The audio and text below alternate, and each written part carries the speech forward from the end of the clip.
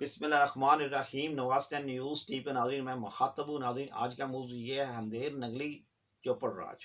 हंदेर नगरी चौपड़ राज, ये क्या हो रहा है अदालतों में हिसाब।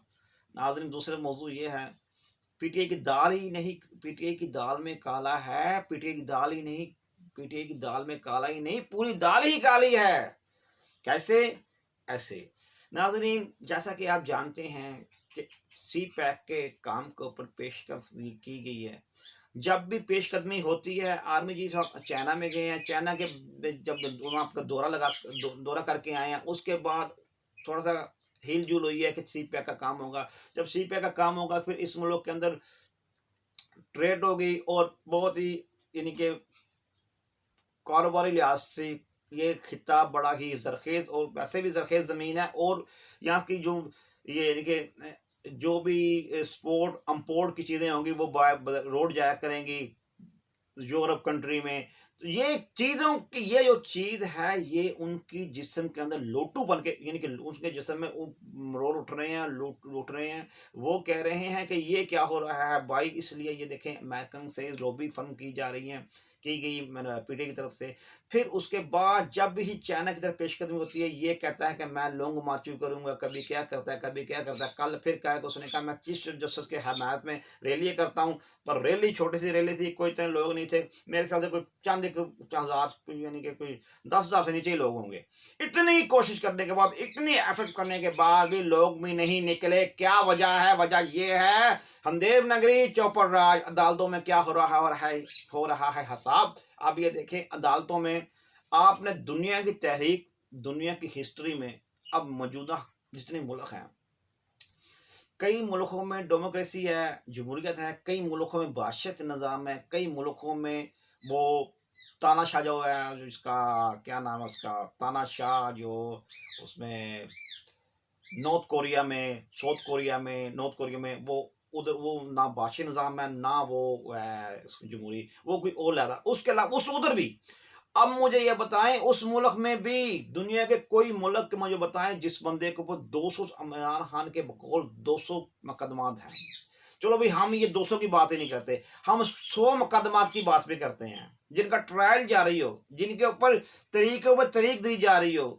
अब 100 मुकदमे भी हों तो उसमें मुलजम जो फिर भी जेल की हवा भी ना खाए, यहाँ तक जेल की हवा क्या, हवालात में भी ना गया हो। जेल के हवालात के बाद जेल का नंबर आता है, हवालात थाने की हवालात में भी नहीं गया।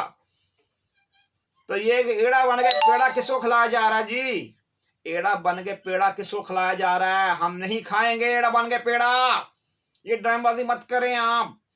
मुझे ये बताएं, दुनिया की मौजूदा हालात में कोई एक मुल्क की हमें मिसाल पेश करें कि एक बंदे के ऊपर 100 से ज्यादा मुकदमे, इमरान खान के बकौल, इमरान खान कहता है मेरे पे इतने मुकदमे हो गए हैं, इतने मुकदमे दर्ज हों, वो जो बंदा वो हो, उसको तरीक पे तरीक दी जाए, तरीक पर तरीक ही दी जाए। तो वो बताएं फिर मुझे, वो बंदे को खुली और नंगी दांधली नहीं, अदालती दांधली नहीं हो रही तो क्या हो रहा है ये? अगर बात करें तो कहते हैं तहीन अदालत, तहीन अदालत। अब ये बात जुबान ज़द आम हो चुकी है। हंदेर नगरी चौपड़ राज, क्या हो रहा है अदालतों में है ये हिसाब। मुझे बताएं कि किसी बंदे 5 मुकदमे भी होना तो उस बंदे की जान पड़ी होती है यार, क्या करेंगे। मैं तो ये बात पे हैरान हो गया हूँ।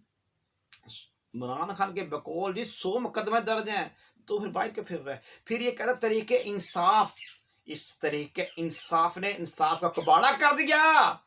कैसे कर दिया? अब ऐसे कर दिया, इसी ने इंसाफ को लूट लिया इंसाफ को। इसने इंसाफ को इतना कटर, इतनी अदालतों के अंदर इतनी मुतनाज़ा कर दिया हुआ है कि लोगों का इंसाफ से जो है वो इत्मीनान उठा जा रहा है। वो यही बंदा कहता था गरीब के लिए निज़ाम कुछ और, अमीर के लिए निज़ाम कुछ और, ये दोहरा मेयार नहीं चलेगा। ये कहता था ये दोहरा मेयार खुद करता है। अब ये लोग लुटानबाजी करता है, अब लोगों को दिखाता है। अब ये देखें, अब ये कहता है इलेक्शन करवाओ। अगर इलेक्शन करवा दिए, ये 2 दिन बाद फिर कहना है मैं इसके माइंड के अंदर, ये एक माइंड है, इसके माइंड के अंदर दिमाग की फिट हुई, मैंने 2 तिहाई असलियत लेनी है। सोशल मीडिया के उसने हाइप क्रिएट करने की कोशिश की है, इसके दिमाग में ये बात है कि मैंने 2 तिहाई असलियत लेनी है। नाजरीन 2 तिहाई असलियत को ना मिली, फिर इसने कहना है कि रुत आंधली हो गई है भाई, इसको सीटें चंद की मिलनी है, हमें पता है इस बात का। क्यों? इसकी मीडिया के अंदर हाइप क्रिएट थी। जब जनरल बाजवा के आर्मी चीफ थे, जब लाहौर में इलेक्शन हुए थे, यकीन करें तो जब ये तनकीद जनरल बाजवा पे कर रहा था, जब शहबाज शरीफ की हुकूमत आ गई थी, जब लाहौर के ज़मीनी इलेक्शन हुए थे 5-7 हलकों में, तो ये बंदा तकरीबन निकल गए थे, ये बंदा थोड़ा जीता, वो जनरल बाजवा ने जिताया था इसको। वो बातें सामने आ रही हैं, इसके बकौल ये कह रहा है मुझे, इसके बकौल, जब ये जनरल बाजवा गालियां निकाल रहा था, जनरल बाजवा को क्रिटिसाइज कर रहा था, जनरल बाजवा को पता नहीं क्या कह रहा था, फिर उसके बाद अब ये अपनी जुबान से, इसके देखो अल्लाह ने जुबान से बात निकाल दी ना, इसने खुद कहा कि मुझे जनरल बाजवा ने कहा था कि 2 असम्बली तोड़ दो, खैबर पख्तूनख्वा की असम्बली तोड़ दो, पंजाब की असम्बली तोड़ दो, जनरल बाजवा ने कहा था मुझे, ये खुद कह रहा है। मतलब कठजोड़ था, कठजोड़ था, कठजोड़ था। उत्तो तो रोला पाई जाओ, विचो विचो खाई जाओ, उत्तो रोला पाई जाओ, विचो विचो खाई जाओ। जब जनरल बाजवा ने एक साथ डबल गेम कर दी, अब ये जनरल बाजवा कह रहा है, ये जनरल बाजवा, मैं तो आपको कहता हूँ ना, ये मैंने कल तो नहीं कहा था, जनरल बाजवा अपने रिटायरमेंट के आखिरी मिनट तक भी इमरान खान को सपोर्ट करता रहा है, यहाँ तक के मैनेजमेंट इसको अदालत में जनरल बाजवा करा के गया है। अब जो नए आर्मी चीफ आए हैं, वो गैर जानबदार होके आए हैं, वो आके अब कर रहे हैं। अगर मेरी बात सुने, अगर किसी अदारे की तरफ से बगाड़ पैदा हुआ है, किसी अदारे की तरफ से बगाड़ पैदा हुआ है, अगर उस अदारा वो बगाड़ को ठीक करना चाहे तो उसको जानबदारी नहीं कहते, उसको गैर जानबदारी नहीं कहते। यानी कि किसी अदारे की तरफ से बगाड़ पैदा हो, वो अदारा उसको ठीक करना चाह रहा है, तो वो जानबदारी है ना। फिर अगर बगाड़ भी मिसाल दे, जिसकी वजह से बगाड़ पैदा हुआ था, वो ही उसको ठीक करना चाह रहा है, तो वो जानबदार है। क्यों? अगर बगाड़ ठीक नहीं कर रहा, उसके अलावा ऑप्शन नहीं है, उसके अलावा ऑप्शन ही नहीं है बगाड़ ठीक करने के लिए, उसको होना पड़ना है, उसको जानबदारी है इनके। क्यों? बगाड़ ही उसकी वजह से पैदा हुआ था। अब जो फन्ने हैं, यम्मे हैं, कम्मे हैं, जो बना बैठा दिए हुए थे सज्जे खब्बे, अब उनको साइड पे किया जा रहा है। इसलिए साइड पे किया जा रहा है कि उन्होंने बगाड़ इतना पैदा कर दिया था, उसके अलावा ऑप्शन नहीं है, ऑप्शन नहीं है, ऑप्शन नहीं है। क्योंकि वो कानून और आइन को नहीं मान रहे, कानून और आइन को नहीं यकीन करते, वो दोस्त और धांधली को यकीन करते हैं। उनके लिए जानबदारी नहीं बनती, उनके लिए ठमक ठमक बनती है, ठमक ठमक हो जाए, ठमक ठमक हो जाए, ठमक ठमक हो जाए, उनके लिए ठमक ठमक बनती है। इसलिए अगर मैं बराह रास्त कहता हूँ, अगर जिनकी वजह से, जिनके अदारे की वजह से ये बगाड़ पैदा होता, उनका फर्ज बनता है, बल्कि उनका ये आईनी और ज़मीर का फर्ज बनता है कि वो लोगों को उनको सीधा करें जो वो उस मुल्क के अंदर ये बदमाशी और गुंडागर्दी में, बदमाशी और खुली धांधली में मसरूफ है, तो आप उनको ठीक करें। ये नहीं कि मतलब जानबदारी का मतलब ये नहीं होता, ये नहीं कि बगाड़ पैदा हो रहा है उसको ठीक नहीं करना, नहीं, पता भी हो, सबूत भी हो, ये बैन अक़वामी सादत है, बैन अक़वामी साजिश है। जब वो साजिश है तो उसको हाथ डालना ऐसा काम है, उसको आप गैर जानबदार होकर नहीं बैठ सकते आप।